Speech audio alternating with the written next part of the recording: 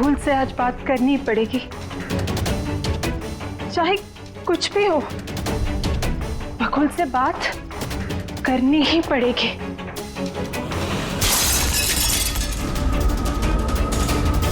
घर में तो कोई नहीं है, ये आवाज कैसे?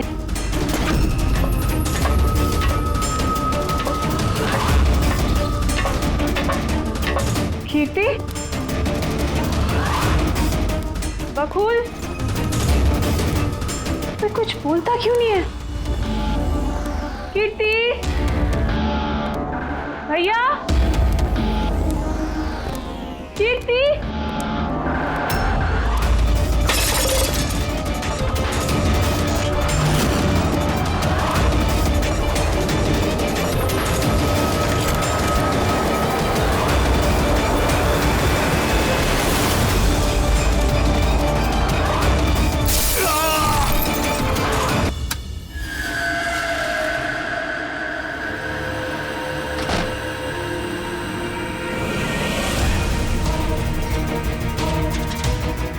भैया का सूटकेस? भैया बैंगलोर नहीं गए क्या?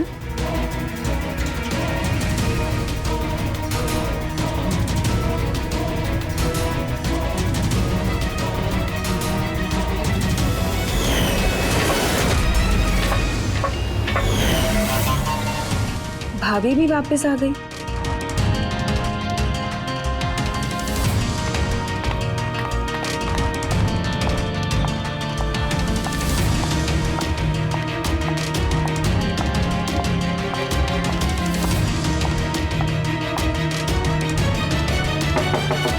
भैया, बकुल भैया, भैया आप बैंगलोर नहीं गए क्या? भाभी,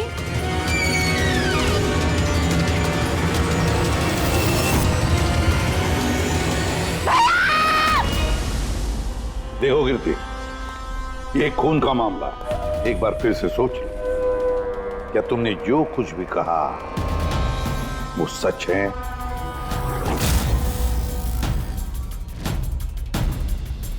सर, हमें नहीं लगता है कि ये बात सच है।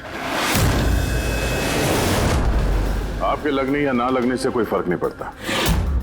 जब आपसे कुछ पूछा जाएगा तभी बोलना। हो सकता है ये सच बोल रही हो, क्या पता। मैं पागल नहीं हूँ, मैं होश में हूँ। मैं कह रही हूँ ना आपको कि आशिका भाभी ने खुद ही बोला है कि उन्होंने बकुल भैया का खून किया है। सिर्फ मार दिया ये कहने से साबित नहीं हो जाता कि उसी ने बकुल को मारा है। ये भी हो सकता है कि वो कुछ और बोलना चाहती है। हाँ?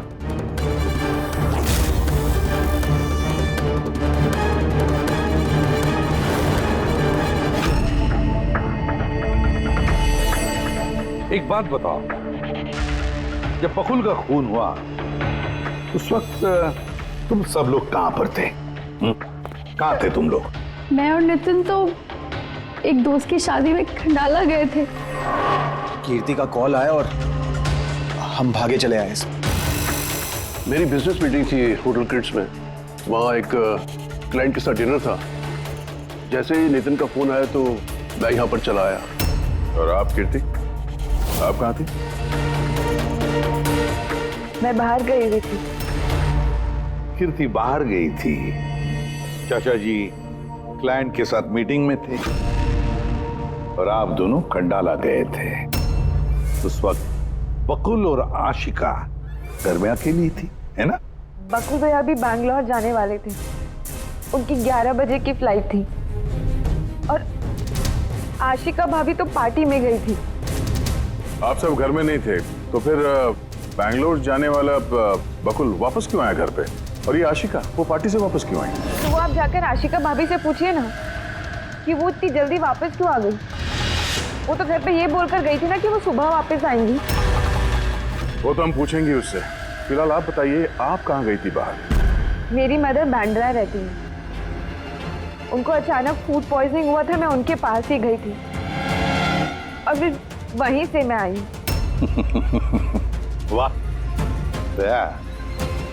हर एक के पास एक्सप्लेनेशन है कि बकुल के खून के वक्त मैं यहां था, मैं वहां थी, मैं वहां गया था।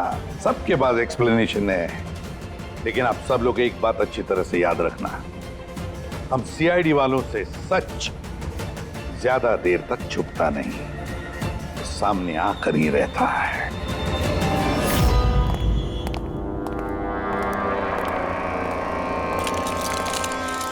हाँ जी, कांच के टुकड़े घुसे हुए थे।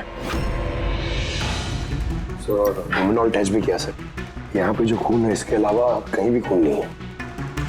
एक काम करो, घर की अच्छी तरह से तलाशी लो, देखो कोई ना कोई सबूत जरूर मिलेगा, है ना?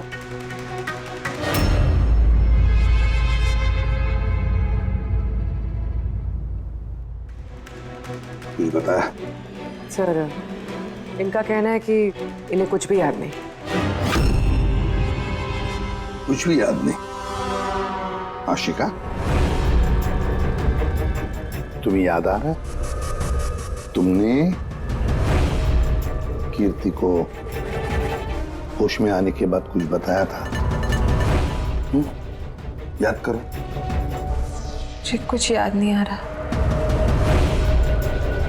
याद करने की कोशिश करो। कीर्ति कह रही थी कि बकुल का खून तुमने किया, ऐसा तुमने खुद उसको बताया। कीर्ति इल्जाम लगा रही है मेरे पे। बकुल को मैंने नहीं मारा।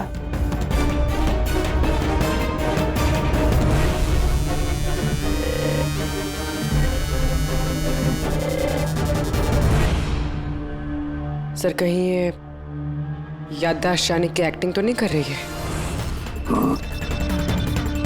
हो सकता है, क्योंकि बकुल यहाँ कमरे में खून से लथपथ पड़ा है और इसके सर पे थोड़ा सा निशान है, बस। बेहोश हुई कैसे? वही तो, इससे सच उगलवाना पड़ेगा। कैसे उगलवाएंगे सर?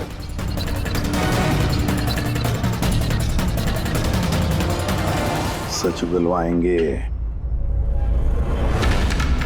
नार्को टेस्ट से।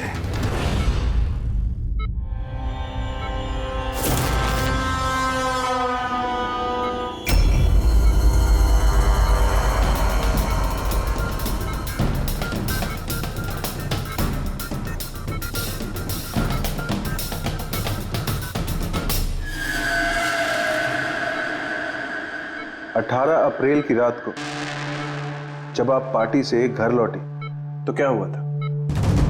मैं घर में घुसी, बकुल चिल्ला रहा है। फिर क्या हुआ? फिर मैं रूम में गई देखने के लिए। क्या देखा आपने? मैंने देखा कि जैसे ही मैं अंदर गई तो मैंने देखा बकुल वहाँ पे है, उसके पीठ से खून निकल रहा था। मैंने वहीं पर एक लड़की की लाश पड़ी हुई थी। मुझे गुस्सा आया और मैंने वहाँ पड़ा एक कांच को उठाया।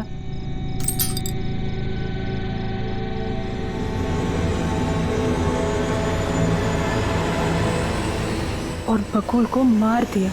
तभी मुझे मेरी गर्दन पे प्रेशर महसूस हुआ। मैं बेहोश होने लगी। बेहोश होने से पहले मैंने दरवाजे पे एक फिगर को देखा जिसने ऑरेंज फ्लोरेसेंट जैकेट पहन रखी थी। आदमी था या औरत थी? आदमी। ओके, फिर क्या किया उसने?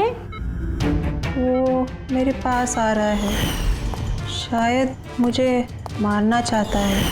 अच्छा आशिका, तुमने वहाँ किसी औरत की लाश को देखा था? हाँ, देखा था। औरत की लाश? वहां पर तो हमें किसी औरत की लाश नहीं मिली। हम तो बकुल के मर्डर की जांच कर रहे हैं। अभी एक नया केस कहां से आ गया? कौन सी औरत की लाश है? कौन थी वो औरत? मुझे याद नहीं, सब धुंधला दिख रहा है। कि कहीं ये हमें गुमराह तो नहीं कर रही? समझ में नहीं आ रहा है ये किस औरत की बात कर रही है, किस औरत की लाश की बात? आशिका, तुमने बकुल को क्यों मारा? क्यों मारा बकुल को? ठीक ही हुआ कि वो मर गया। वैसे ही जिंदा रहता तो मैं सड़कों पे धक्के खाती। क्यों? सड़कों पे धक्के क्यों खाते? बदचलन साबित करना चाहता था, तलाक चाहता था मेरे से। अच्छा, वो मरी हुई औरत वो कौन थी? मैंने आपको कहा ना, मुझे याद नहीं वो कौन थी। देखो आशिका, हमें वहां पर किसी भी औरत की लाश नहीं मिली, तो फिर कहाँ गई होगी वो लाश? मुझे जब होश आया वो लाश वहां से जा चुकी थी। और वो फ्लोरेसेंट ऑरेंज कलर का जैकेट पहना हुआ आदमी? वो धुंधला धुंधला सा दिख रहा था, दरवाजे पे ही खड़ा था, शायद मेरे बेहोश होने का इंतजार कर रहा था।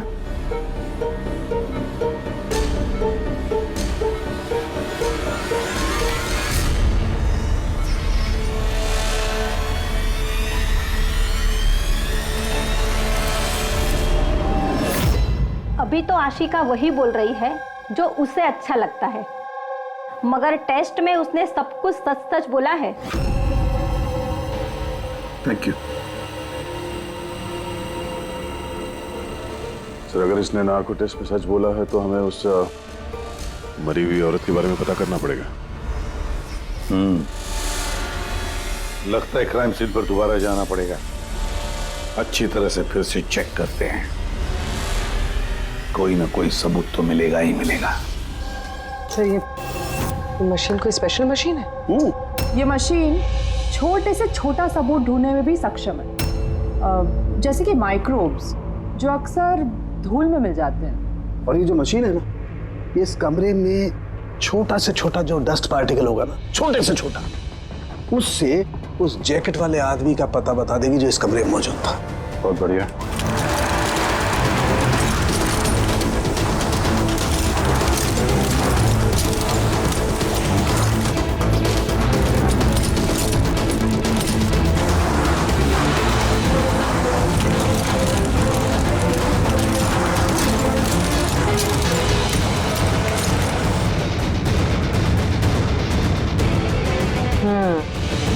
ये देखिए,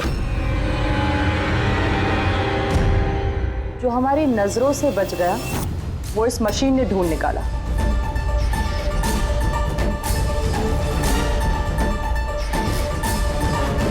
ये तो कोई नाखून लगता है। वो भी नेल पेंट लगा हुआ, डेफिनेटली कोई औरत का है। मगर सर यहाँ कैसे?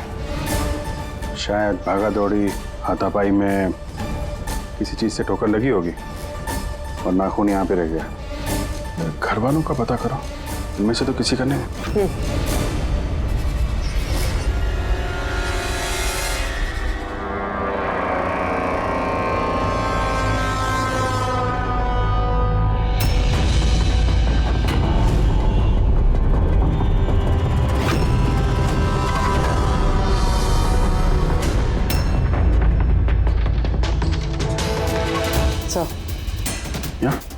पर घर में तो किसी का भी नहीं है, शायद उस औरत का होगा जिसकी लाश आशिका ने देखी थी।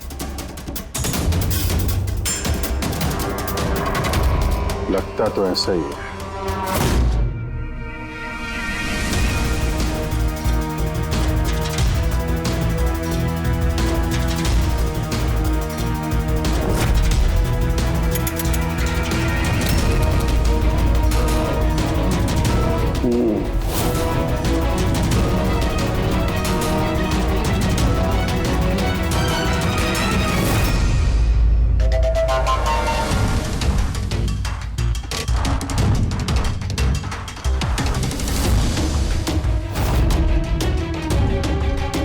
ये बात है तारिका। राइट। क्या पता चला इस नाखून का किसका है ये? सर, नाखून का डीएनए किसी भी फैमिली मेंबर से मैच नहीं हुआ। लेकिन एक बात पता चली बस, ये नाखून जिस किसी का भी है वो एक औरत है और उसकी उम्र 20 से 25 साल है। 20 से 25 साल की औरत। और एक बात, हाँ,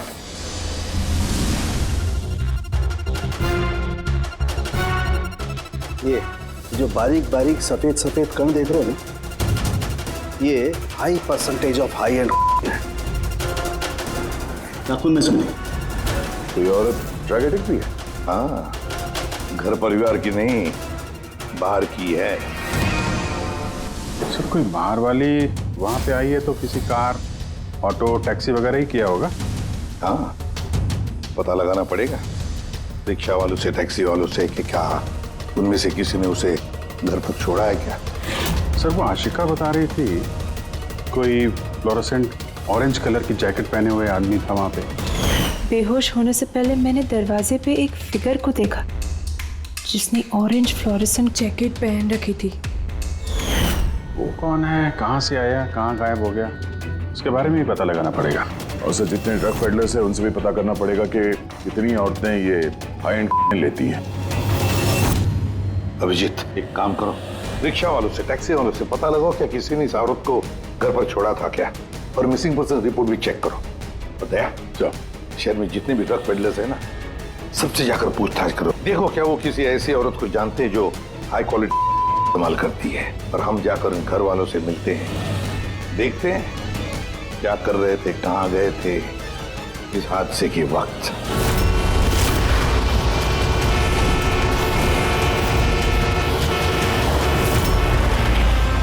तुम्हारी एसोसिएशन से पता चला है कि 10 तारीख को यानी परसों रात में तुमने शांति निवास बंगलों में किसी लड़की को छोड़ा था। हाँ सर, छोड़ा था। कितने बजे की बात है? सर लगभग 1 बजे की बात है, उसी बंगलों में। सर बहुत नशे में थी वो और बार बार अपने हस्बैंड को गाली दे रही थी। अच्छा जी सर।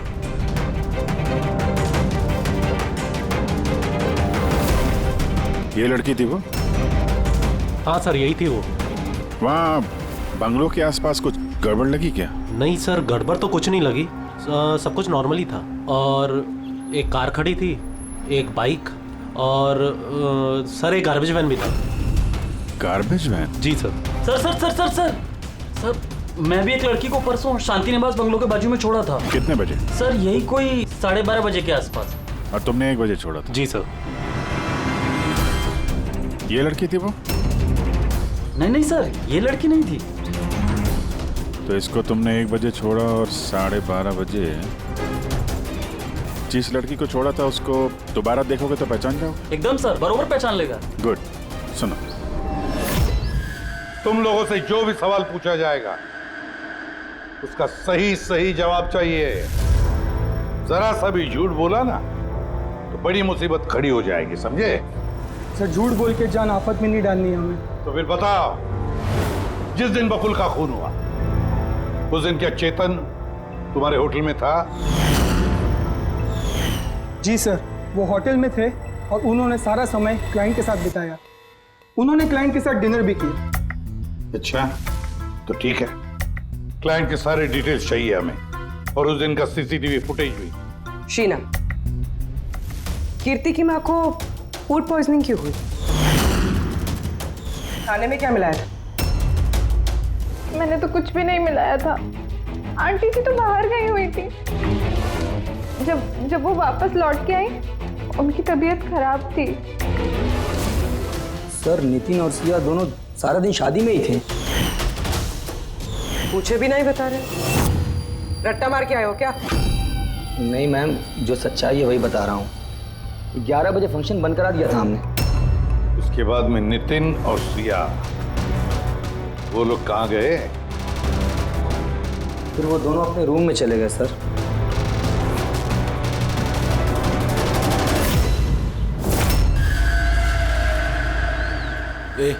ये माल किधर मिलेगा?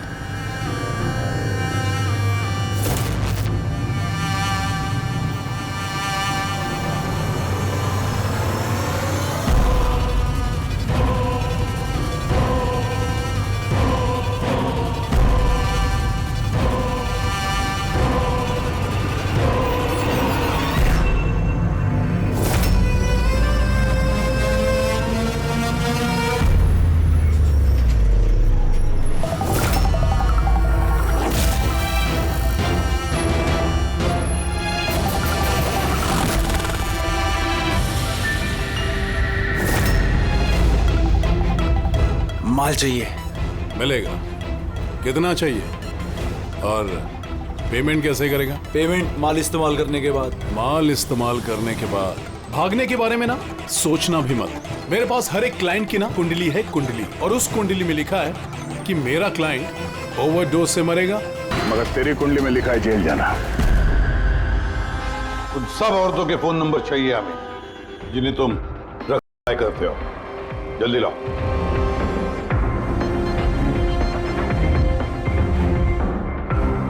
पूर्वी, देखो जरा कॉल करके देखो इन सारे नंबर्स पर।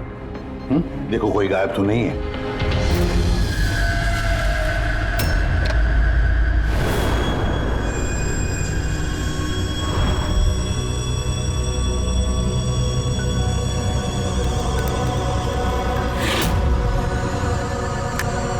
हेलो।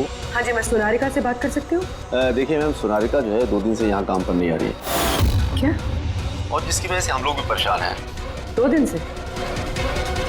ठीक, thank you. Sir, sir diary में जो फोटोज थी उनमें से ये वाली लड़की गायब है। इसका नाम सोनारिका है और ये एक बार में काम करती है। 2 दिनों से गायब है। ये सोनारिका, ये तुम्हारी क्लाइंट है? हाँ सर। इसी लड़की को छोड़ा था तुमने? हाँ सर, यही थी, यही थी। आशिका ने इसी को देखा होगा। बकुल के परिवार वालों को अंदर देख रहा हूं। जरा ध्यान से देखिए फोटो। ये वो लड़की है जिसकी लाश आपके घर से मिली थी। आप लोग जानते हैं सर? हाँ? नहीं सर।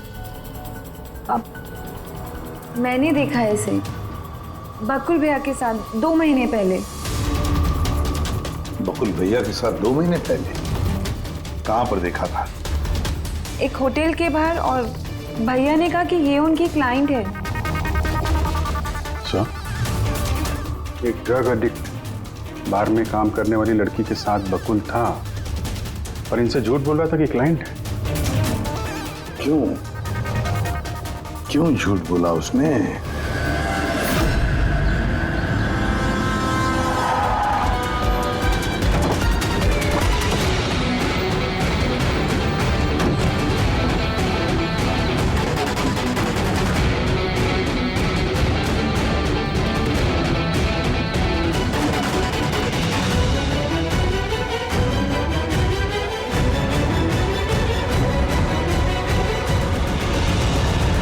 ये सोनारिका यहीं पे काम करती थी ना?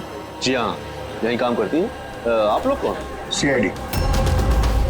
सोनारिका का खून हो गया। क्या? इसीलिए वो 2 रात से यहाँ काम पर नहीं आ रही है। हाँ, मगर हमें उसकी लाश नहीं मिली है। और इसके साथ साथ ये बकुल नाम का आदमी है, इसका भी खून हुआ। हम ये जानना चाहते हैं कि सोनारिका का इस बकुल के साथ क्या संबंध है? संबंध के बारे में तो नहीं पता, लेकिन हाँ, ये आदमी कभी कभी हमारे बारे में सोनारिका को लेने आता था। फिलहाल आपको इसके बारे में ज्यादा जानकारी तेजी ही दे सकती है साहब। ये तेजी कौन है? सर, ये है तेजी। तेजी, सोनारिका तुम्हारी दोस्त थी। ये बताओ कि इस आदमी के साथ सोनारिका का क्या संबंध है? सर, सोनारिका का बकुल के साथ अफेयर चल रहा था। बकुल उसके सारे रईसों वाले खर्चे उठाता था, पर उसको हमेशा बकुल से कुछ ना कुछ शिकायतें रहती थी। कैसी शिकायत रहती थी? वो कहती थी कि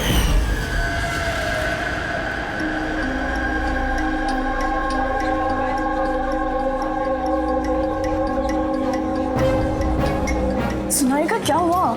मैं बकुल के साथ ना अब ये रिश्ता और नहीं रख पाऊंगी। क्यों, क्या हुआ? ना तो रिश्ता रखने के पैसे मिल रहे हैं और नहीं वो बकुल अपनी बीवी आशिका को डाइवोर्स दे रहा है। कुछ तो करना पड़ेगा।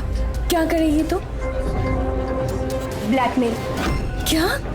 मैं उसे ब्लैकमेल करूंगी जिसने मुझे नाटक करने के लिए कहा है। तो कोई सोनारिका को पैसे दे रहा था बकुल के साथ प्यार का नाटक करने के लिए। मास्टरमाइंड कोई और ही है? हाँ, और उसी मास्टरमाइंड ने प्लान किया और इस सोनारिका और बकुल को मार दिया। और आशिका का वहां पर आना प्लान में शामिल नहीं था। समझ में नहीं आ रहा है कि ये बकुल अपनी फ्लाइट छोड़कर घर वापस क्यों आया। पर सर, अगर खूनी को बकुल की गर्लफ्रेंड को मारना ही था तो कहीं और भी मार सकता था। वहां घर पे क्यों क्यों किया?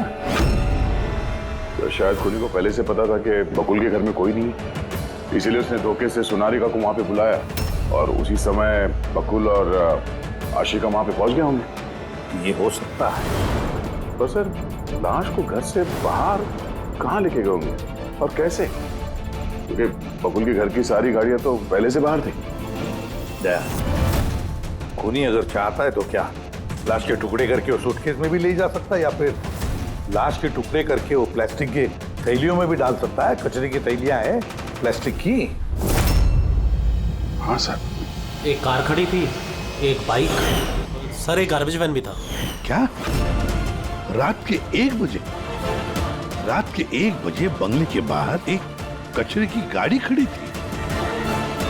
इसका मतलब है सर, ये खून प्लान था।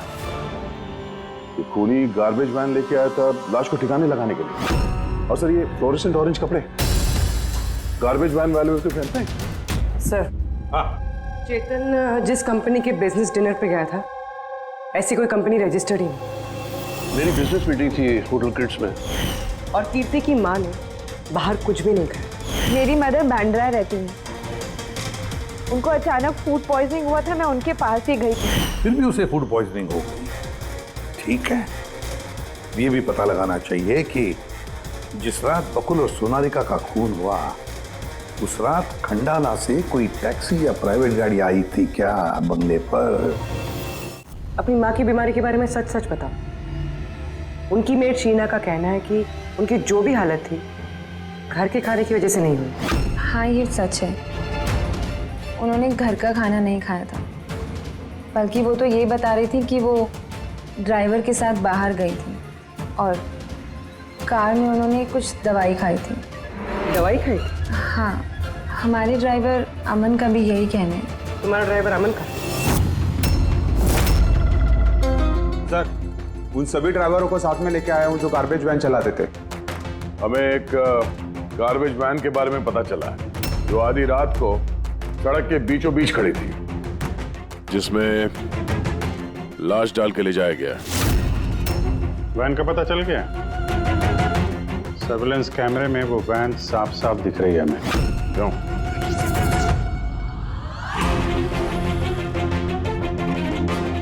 तुम हो ना उस वैन के ड्राइवर? नहीं सर, मुझे कुछ नहीं पता।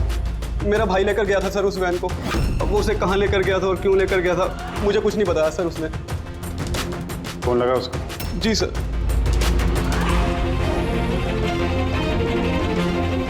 हेलो अमन, कहाँ है तू?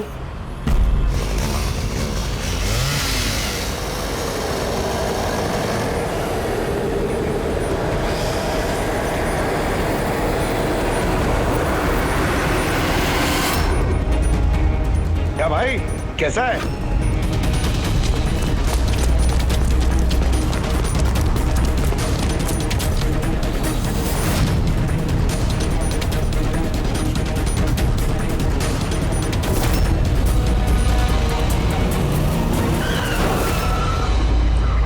सर, मैं सब सच बताता हूँ। मैंने तो जो कुछ किया उस फोन कॉल की वजह से किया था, जो बकुल सर के बंगले से आया था। किसने फोन किया था बकुल के बंगले से? मैंने उसे कभी देखा नहीं है, सिर्फ उसकी आवाज़ सुनी थी। औरत ही आदमी? सर, कभी कभी तो औरत की आवाज़ में फोन आता था और कभी आदमी की आवाज़ में। सर, ये जो कोई भी है ना, ये बकुल के घर वाला ही। हाँ, मगर तूने ये सब किया क्यों? कोई फोन पे कुछ भी बोल देगा तू कर देगा? हा? सर, मुझे लालच दिया गया था सर कि मेरे 5 लाख के कर्जे को चुका दिया जाएगा अगर मैंने उनकी बात मानी तो। सर, मैं लालच में आ गया था, मगर मैंने कोई खून नहीं किया सर। मैंने तो सिर्फ लाश को ठिकाने लगाया था सर। लाश कहाँ?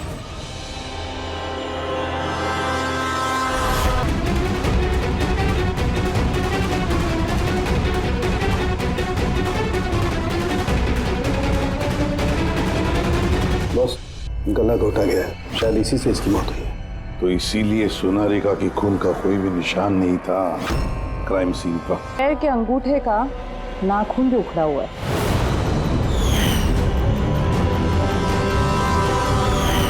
और सर, ये क्या है? ये पीला पीला पार्टिकल? यही तो इस केस की सबसे अहम कड़ी है। चलिए खड़े हो जाइए सर, उठिए। और कितनी पूछताछ करेंगे आप लोग? सब कुछ तो बता दिया हमने। इस बार कोई पूछताछ नहीं होगी, आप सभी का नार्को टेस्ट होगा।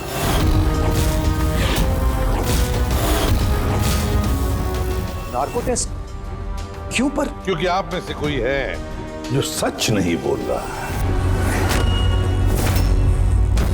आपके पास कोर्ट की परमिशन है इस नार्को टेस्ट के लिए?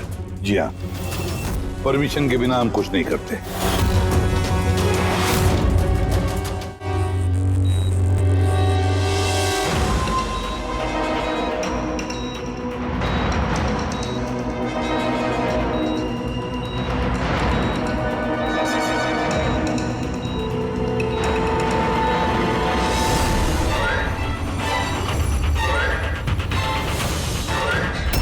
नींद आ रही है?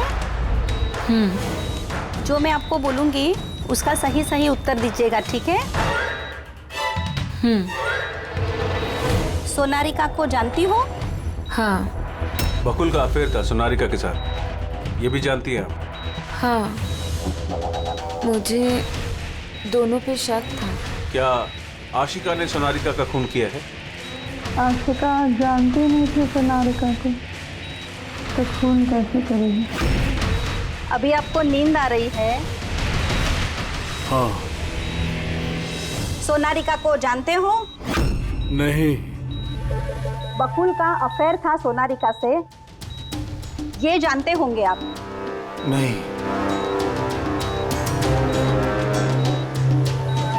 क्या आशिका ने सोनारिका का खून किया है?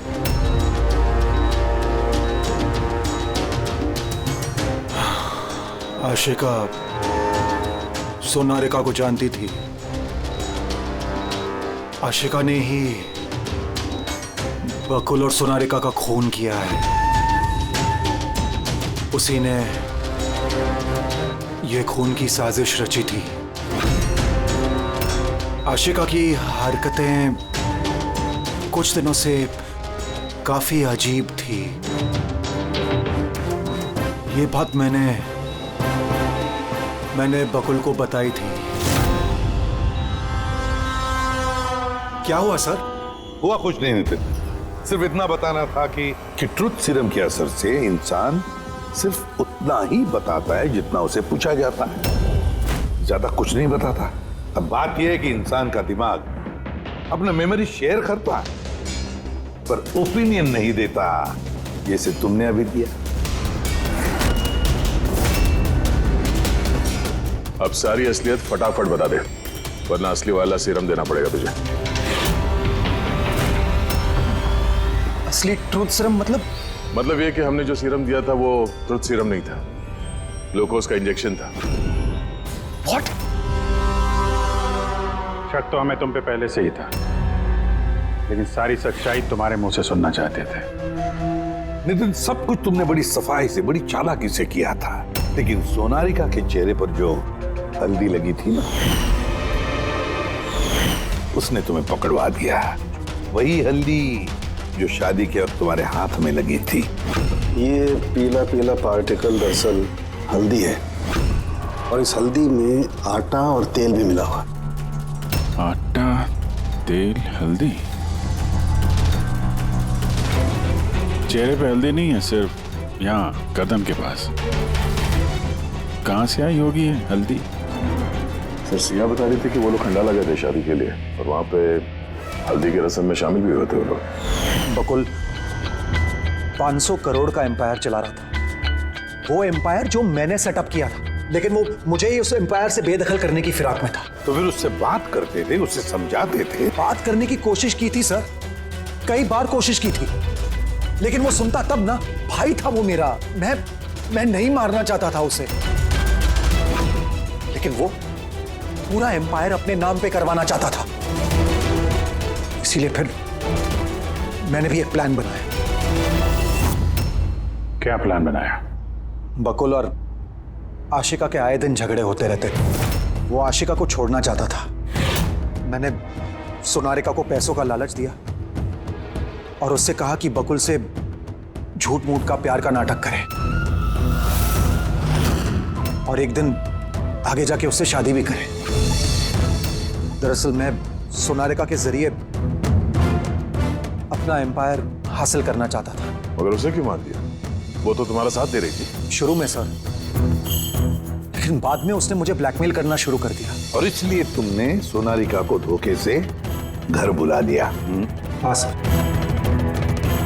उस रात मैंने ऐसी सिचुएशन क्रिएट की जिससे कि सब लोग घर से बाहर रहे। मैं भी सिया के साथ खंडाला चला गया और जैसे ही सिया ने दवाई ली और सो गई, मैं फौरन टैक्सी पकड़कर यहां आ गया और अमन को बुला लिया। सोनालिका के घर पहुंचते ही, देखो सोनालिका, मेरी बात समझने की कोशिश करो।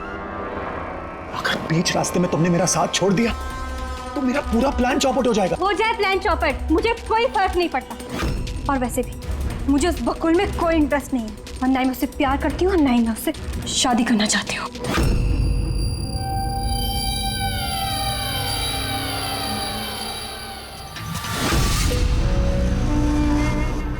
देखो, अगर तुमने मेरा साथ नहीं दिया तो बहुत पछताओगी, बता रहा हूं मैं। धमकी दे रहे हो तुम मुझे? धमकी दे रहे हो तुम मुझे? हाँ? ऐसा ही समझ लो।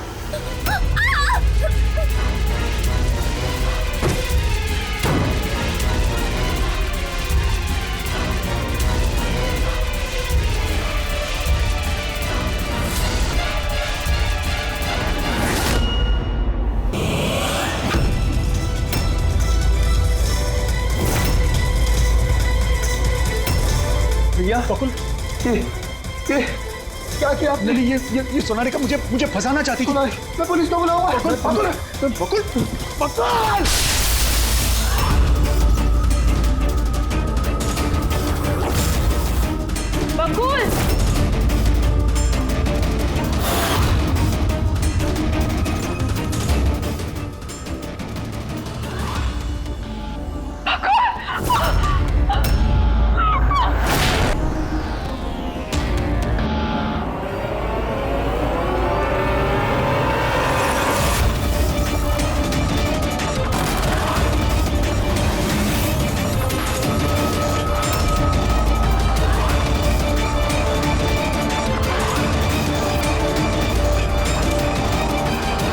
मैंने अमन को फोन पे पहले ही बता दिया था। उसने बिल्कुल वैसा ही किया। पैसों की लालच ने तुम्हें इतना अंधा बना दिया कि तुम अपना सगा रिश्ता भी भूल गए, अपने भाई की जान ले ली, और तो और अपनी साथी सोनालिका को भी मार डाला। कानून तुम्हें कभी माफ नहीं करेगा, कड़ी से कड़ी सजा होगी, शायद फांसी।